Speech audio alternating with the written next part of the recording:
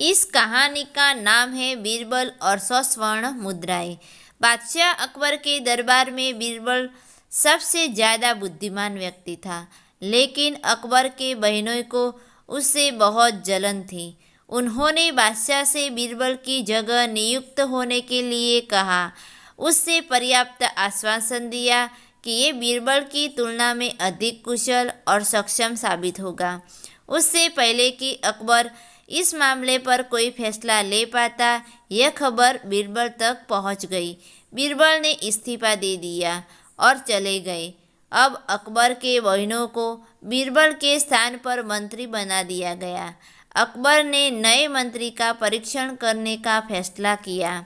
उसे 300 सोने के सिक्के दिए और कहा, इन सोने के सिक्कों को ऐसे खर्च करो जैसे मुझे इस जीवन में 100 सोने के सिक्के मिले, दूसरी दुनिया में 100 सिक्के और दूसरे सोने के सिक्के न तो यहाँ और न ही वहाँ। मंत्री ने पूरी स्थिति को भ्रम और निराशा की भूलभुलैया माना। वह यह सोचकर रातों की नींद हराम कर देता था कि वह खुद को इस गंदगी से कैसे निकालेगा।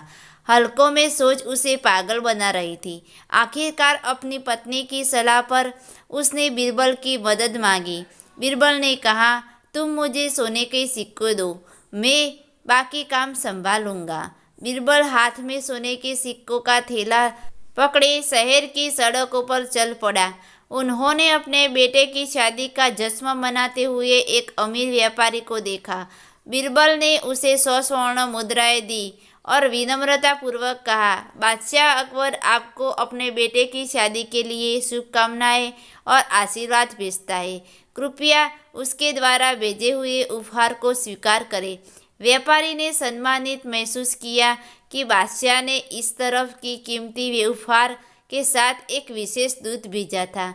उन्होंने बीरबल को सम्मानित किया और उन्हें बादशाह के लिए उपहार के रूप में बड़ी संख्या में महंगे उपहार और सोने के सिक्कों का एक बैग दिया। उसके बाद बीरबल शहर के उस क्षेत्र में गए जहां गरीब लोग रहते थे।